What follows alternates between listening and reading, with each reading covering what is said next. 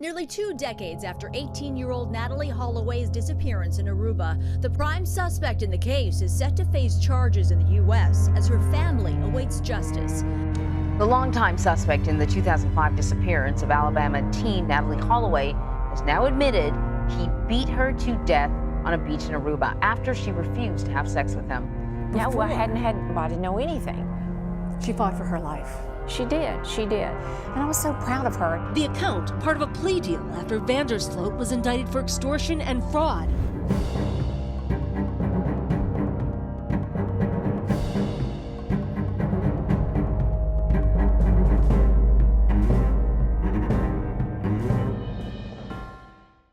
For years, the Natalee Holloway case has been a major topic, but Natalee Holloway's name has been widely known since the summer of 2005. The stunning 18-year-old student is nowhere to be seen. What happened to Natalee Holloway? Why and how did she go missing? Most importantly, how did Natalee's case become the focus of a massive investigation and international media circus? Well, relax as we unfold the mysteries surrounding this disheartening and shocking case. Before we delve deeper into this shocking case of deceit, sex, and murder, let's see how it all started. A brief history of Natalee Holloway. Natalee Holloway was born on October 21, 1986. Her parents, Beth and Dave Holloway, separated when she was just 7 years old, leaving Beth to raise her child alone until she married Jug Twitty, a well-known businessman in Alabama. The family resided in Mountain Brook, an affluent, upscale, nearly entirely white village in Alabama. As you can expect, the Holloway family was accepted into the community after moving to the area. Since Natalee was finally starting high school, the family was eager for a new beginning. On May 26th, the private aircraft touched the ground at Queen Beatrix International Airport in Aruba, initiating the class graduation excursion. They had already decided to stay at a Holiday Inn, which was just a 17 minutes drive from the island's capital in the northwest. The fun of graduation. The celebration then got underway. Witnesses claimed that the students were drinking and partying too much, to the point where the Holiday Inn threatened that they wouldn't be welcome next year. Meanwhile, Holloway's classmates recalled that she had been drinking excessively, to the point that she missed 2 mornings' worth of breakfast. Nevertheless, Holloway's mother asserts that her daughter never had a history of binge drinking and acknowledged that Natalee was smart but very naive. Who's our special guest today? It's Hootie. Hootie Who Holloway. Hi, friend. Just, sitting in the back, cruising over to my place, and you're doing an excellent job. And I just want to say happy birthday. You look like a new woman, and I'm sure you feel like one too. And the beach was a blast. I had the best time of my life.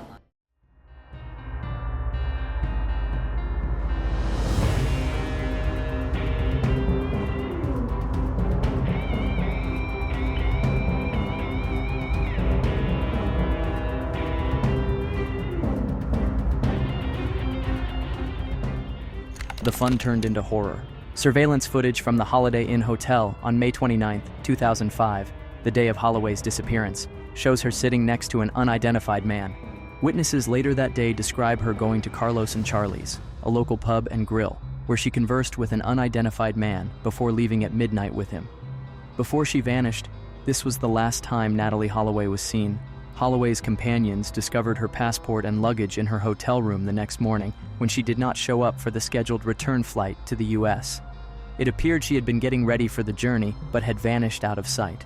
After learning of her daughter's disappearance right away, Beth Twitty, Holloway's mother, flew to Aruba on a private plane with her husband and a few close friends to assist in the search for her daughter. Beth had gone to the Holiday Inn Hotel, where Holloway had been staying for the past 5 days, after arriving on the island on the evening of May 30th, hoping to find a clue that would finally take them to their daughter. Following her search of the hotel and her questioning of passers-by about whether they had seen or recognized Holloway, Beth came across the security video from the previous evening at the casino. Nevertheless, it reveals Holloway sitting close to a man who, upon further investigation by hotel staff, turns out to be 18-year-old Joran Sloot. Some even claimed that Joran Sloot was the man Holloway was dancing with at Carlos and Charlie's later that day. In any case, this blurry, overexposed security film revealed Holloway's parents' first and primary lead. After collecting Joran's address at a nearby lighthouse through a handful of his pals, Beth contacted the Aruban police. The search for Natalee, Due to the 48-hour waiting period before a case may be considered closed, Holloway was not formally reported as missing. Many present at the time viewed the Aruban police as lethargic or indifferent, believing that Holloway would eventually turn up. This legal obstacle probably affected the Aruban police's early response.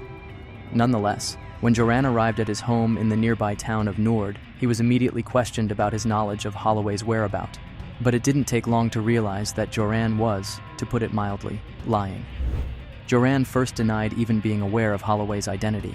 Still, he soon learned that the Aruban police had surveillance footage and witnesses, so he began to provide his version of events. He said Holloway had invited him to the neighboring Carlos and Charlie's later that day after they had met at the casino. Joran initially refused, saying that Carlos and Charlie's days were always dull on Sundays, but he finally agreed later in the day. To meet up with Holloway that evening, Joran drove to Carlos and Charlie's with two of his friends, Deepak and Satish Kalpo. There, they spent the evening drinking and dancing. By all accounts, Holloway was very drunk when she was ready to go at midnight. She had climbed into their car, according to Joran and the Kalpo brothers. She may have hoped to be driven back to her hotel, or was just there to hang out with the three lads. Since he was the vehicle's owner, Deepak Kalpo drove, with Joran and Natalee occupying the back seats, and Satish Kalpo, the younger of the two Kalpo brothers, sat in the front seat. Most accounts concur that Joran granted Holloway's request to have him drive her back to her hotel. However, this is where Joran's account gets unclear. At first, he'd claimed that he drove Holloway back to her hotel in the company of the two friends described earlier. Joran remembers that Holloway had staggered out of the car when they had arrived at her hotel, but he had denied offering to help. They claim to have observed a man posing as a security guard approach Holloway as she was making her way to the hotel, at which point they had left. However, he then later claimed that they had made a detour at a nearby lighthouse and that he had yet to drive Holloway straight back to the hotel, altering this account of events. Joran and Holloway, according to the Kalpo brothers, were in the back seat kissing. Both Joran and the Kalpo brothers insisted that Holloway was still alive when they last saw her, even though the specifics of their accounts frequently changed. They scoured the shoreline close to Holloway's hotel as hostilities between Alabama parents and Aruban police escalated. Approximately 100 tourists and a few Arubans began exploring a 4.5-kilometer stretch of shoreline up to the island's lighthouse, following a series of radio announcements requesting visitors and Arubans to assist in the search for Natalee Holloway. By now, the case was beginning to garner national attention. The Justice Minister granted Aruban government employees a day off work to participate in the search, and the Dutch Marines later joined the operation with helicopters and four-wheel drive vehicles. The ocean, a short distance off the shore of the beach, was included in the search. However, no tangible evidence was ever found despite the many people participating in the search. Therefore, the authorities and Holloway's parents contacted Joran van der Sloot and the Kalpo brothers, the three men last seen with Holloway.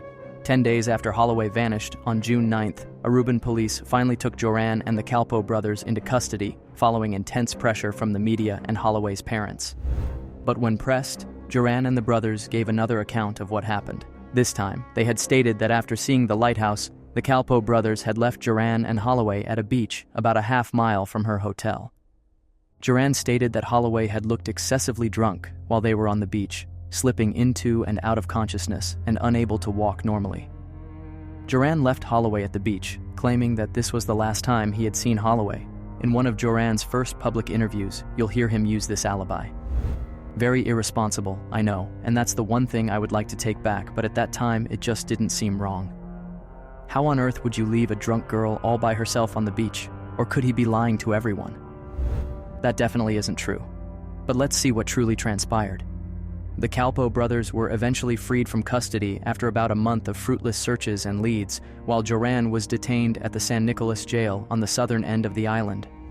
Leads began to come in on Holloway's case from all across Aruba by this time, garnering international attention to the point where it was becoming difficult for the Aruban police to distinguish truth from fiction. However, a homeless man claimed to have spotted a woman's body at a dump in July 2005, but despite multiple searches, nothing turned up. Nothing was discovered within the barrel found at sea after it was seen that same summer. After a DNA check, it was determined that the blonde hair adhering to a piece of duct tape discovered by a park ranger was not Natalee's. the Aruban police had to investigate a new false lead nearly every day. As they had no more information regarding Holloway, they were compelled to free Joran van der Sloot from detention. This decision ultimately infuriated Holloway's parents, particularly her mother, Beth Twitty. She later apologized at a news conference for criticizing the Aruban justice system and referring to the Kalpoe brothers as criminals. But during this period, a recording purportedly featuring Deepak Kalpoe, the elder brother of the Kalpoe family, acknowledged having sex with Natalee and said that she was under the influence the night before she vanished. After that, Natalee's mother saw the tape when it was shown on the Dr. Phil show. Nevertheless, there were rumors that the tape had been changed to implicate Deepak Kalpoe when the show aired. The complete uncut recording was made available by the Aruban authorities in retaliation, and a thorough comparison has been made between the two versions. This particular moment is typically cited by proponents who believe that Dr. Phil's interpretation of the tapes is manipulated. There is much disagreement over Deepak's answer to the query, but one thing is certain: interest in the Natalee Holloway case steadily increased. The ever-changing story. Joran was free to take advantage of his newly acquired celebrity status now that he was out of jail. Yeah, the last time I saw her, she was sitting on the sand by the ocean.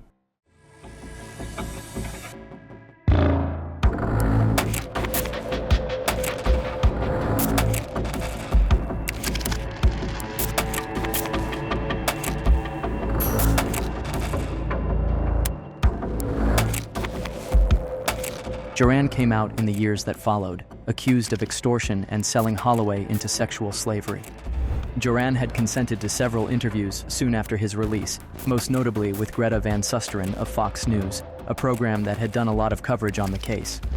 Joran appeared skilled at manipulating the American media, as seen by the comprehensive coverage he garnered for each iteration of his story. Joran stated in 2008 that he had met a man a few months before Holloway's abduction who purportedly wanted a blonde girl in exchange for money. He had even declared that he possessed an audio tape of him and his father discussing this conversation. This brought Joran back into the spotlight and led to another interview with Greta Van Susteren of Fox News. Greta Van Susteren and Joran van der Sloot began the interview by talking about the discussion he had recorded with his father on their discussion of selling Holloway into sexual slavery. He continued by saying that he took Natalee to the beach the day she vanished and gave her to a man in return for cash. I spoke with him, and he's like, yeah, so then he's asked me for, like, okay, all I want is to, if you bring me a blonde girl, let me know, give me a call on this number right here. Gave me a phone number, and then he said to meet him at the beach by the Marriott if I ever got a girl, and that he would give me $10,000. That was on the day that you met Natalee? That was on the day or the day before. The day before. The day before you met Natalee? Yeah, or 2 days before. 2 days before.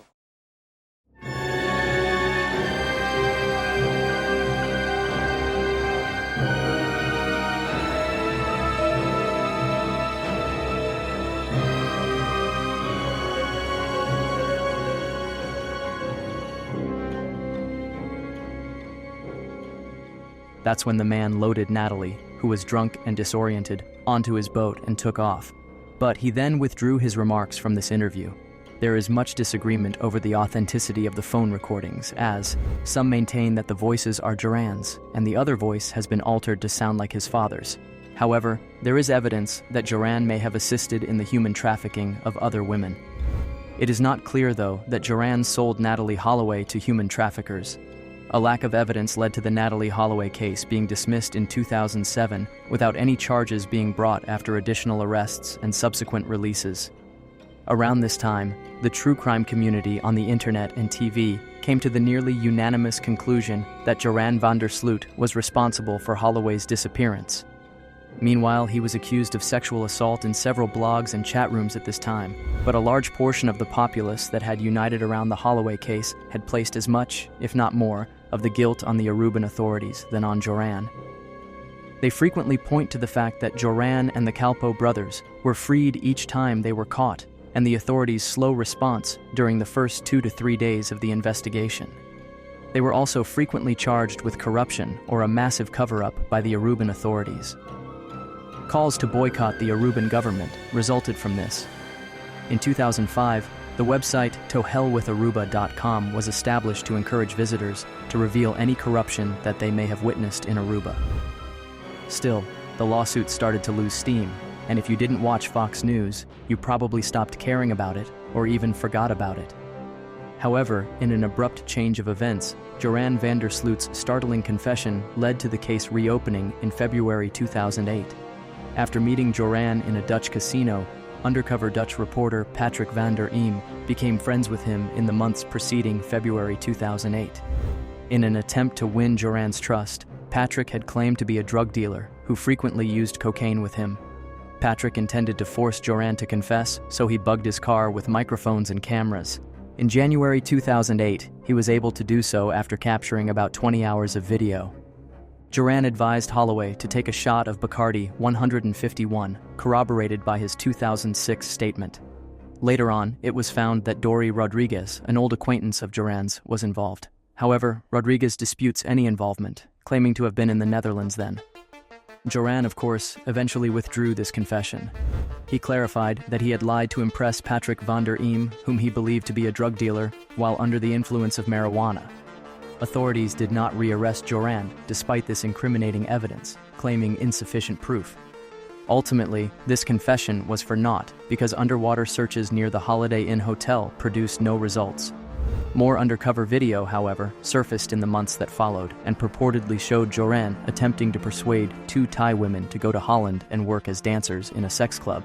However, similar to the concealed confession, this footage had little value, and the case became silent once more. 4 years had passed since Holloway vanished, and no one had been held responsible, nor had any tangible proof been found.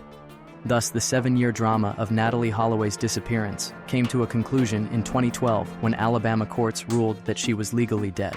Though the case study had concluded, many theories remained regarding Natalee Holloway's true fate. Theories of the case. The idea that Joran or the Calpo brothers may have drugged Holloway at the Carlos and Charlie's to facilitate her seduction has been advanced by several supporters of the Holloway case.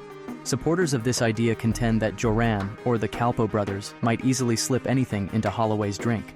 It's conceivable that this happened because of the Carlos and Charlie's blaring music and lighting, which overwhelmed Natalee, who was already intoxicated. The interviewer does mention the usage of date rape drugs in the previously stated recording of Deepak Calpo. Deepak Calpo, though, disputes ever having used them. However, without tangible proof and credible testimony from the three men, this notion remains just speculation. At the beach, someone passed away or became unconscious for whatever reason. It may have been alcohol poisoning or something else. At this moment, her body was dumped into the water by Joran or one of his friends. Many reject this theory, pointing out that the Aruban authorities conducted a thorough underwater search that produced no body or evidence, and that if a body were to be dumped close to the beach, it would almost certainly wash up on the shore, requiring someone to see it at some point. Some have countered that ocean currents may have carried the body away from the island if someone had ventured far enough offshore, probably towards the center of the Caribbean Sea. Joran said in the confession recorded on hidden camera that Holloway's body was thrown into the sea by a man whose name was Dori. As mentioned, Dori Rodriguez, Joran's former friend, says he has no connection to this case. Some have speculated that Holloway's body may have been disposed of with assistance from party boat DJ Diablo, whose actual name is Steve Gregory Crows. Crows not only had access to a boat on the night that Holloway vanished, but he also provided a false statement as a witness. Crows was even detained early in the case, but later freed because there was insufficient proof. Is this just another lie Joran made to hide his tracks? Or did Crows help Joran get rid of Natalee's body after she passed away on the beach? Well, we won't know unless there is an evidence. The last theory holds that the Aruban authorities are covering up Natalee Holloway's death. Some argue that Joran's continued release is due to the Aruban government's protection of him, which clarifies Aruba's name. Others ascertained that after a few weeks, the Aruban authorities began looking for surveillance video, and by then, the majority of the security footage that might have revealed anything had been deleted. The arrest of Joran for the murder of Flores. Joran van der Sloot was taken into custody in 2010 on suspicion of killing Stephanie Flores, a different lady in Peru. Following the discovery of security tape that purportedly showed Joran and Flores meeting at a casino and going to Joran's hotel room, Joran was taken into custody and entered a guilty plea to the charges of qualified murder and simple robbery. Joran was given a 28-year prison sentence. which he served out before being moved to a maximum security facility in Peru. Reopening of the Natalee's case. The Natalee Holloway case has gained popularity since 2005, particularly within the expanding online true crime community. The story, however, has become incredibly popular, and new thoughts about what could have happened to Natalee are posted on forums and subreddits daily. However, aside from a few misidentified remains and false leads, the Holloway case appears unsolved. The primary suspect in this case is partially to blame for its popularity, as media attention and interest have been building for several years. In contrast, most missing persons cases often fade out after a year or two. Joran releases a fresh, complicated narrative about what transpired with Natalee every few months or years to hide his whereabouts and keep himself relevant. Every new tale comes with an interview, a newspaper cover story, and his picture on the top page. Whatever the truth behind Natalee Holloway's death, murder, cover-up, or simple overdose, Joran van der Sloot made sure it would never be known. Joran's final confession in Natalee's case. In 2023, the 36-year-old Dutchman made a public confession. The confession was made public in federal court when van der Sloot accepted a plea bargain in an extortion case involving the internationally publicized 2005 disappearance of the Alabama girl in Aruba. Van der Sloot admitted killing Holloway on a beach while she was on a trip to celebrate her high school graduation in an interview with his lawyer. I get up on the beach and I kick her extremely hard in the face. Yeah, she's laying down unconscious, possibly even dead, but definitely unconscious. And I see right next to her there's a huge cinder block, the exact same cinder blocks. I see a huge cinder block laying on the beach. I take this and I smash her head in with it completely.